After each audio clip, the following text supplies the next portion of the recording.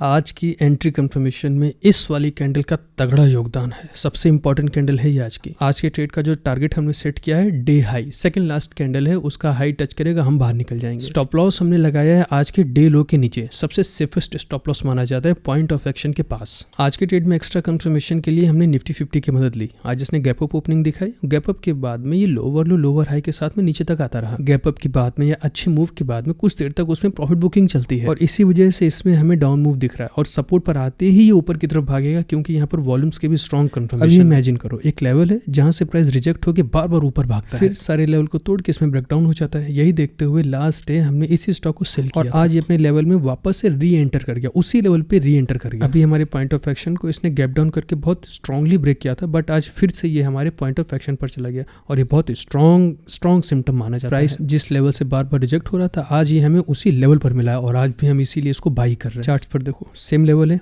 Same rejections यहाँ पर candles पे आपको दिख रहे होंगे। परसों जब हमारा स्टॉप लॉस हुआ था हमने गैप डाउन वाले दिन इसको ट्रेड किया था क्योंकि लेवल सारे नीचे की तरफ टूट गए थे, ये वीक था। हमें ये तो पता था मेरा पॉइंट ऑफ एक्शन स्ट्रांग है और आज इसने फिर वही किया जिसका डर था। मेरे पॉइंट ऑफ एक्शन पर आकर के इसने लोअर टाइम फ्रेम पर अप साइड की तरफ रिजेक्शन शुरू कर दिया। प्राइस का एक गैप अप देना, लेवल के अंदर री एंटर करना और रिजेक्शन दिखाना, ये तीनों ही चीजें काफी थी आज के ट्रेड एग्जीक्यूशन के लिए। वॉल्यूम की कंफर्मेशंस जब हमने ली तो उसमें भी कोई कमी नहीं दिखी, लेवल्स प्रॉपर्ली वेरीफाई हो रहे हैं। लोअर टाइम फ्रेम पर देखो पॉइंट ऑफ एक्शन से आज ही इसने 3 बार ऊपर की तरफ रिजेक्शन दिखा दिया, 1 और 2 3, तीसरी बार में हमने एंट्री ली। मूव हो रहा है, अच्छा मूव हो रहा है, 1:1 का रेशियो अभी चल रहा है इस वक्त का अपना। कुछ प्राइस एक्शंस इतने सिंपल होते, इतने ईजी होते जिसमें ज्यादा दिमाग नहीं लगाना होता। टास्क ये होता है कि पहले तो वो स्टॉक उठाओ जिसमें इस तरह के प्राइस एक्शंस बन रहे हो और दूसरा आपको वो प्राइस एक्शन अच्छे से ट्रेड करना आना चाहिए। बस वीडियो को लाइक करके चैनल को सब्सक्राइब जरूर करना। ट्रेड कर रहे हो, मूव नहीं मिल रहा या फिर स्टॉप लॉस हिट हो रहा है, एक काम करो उस स्टॉक को सही जगह पर उठाओ, सिर्फ इतना भर करने से मूव मिलेगा।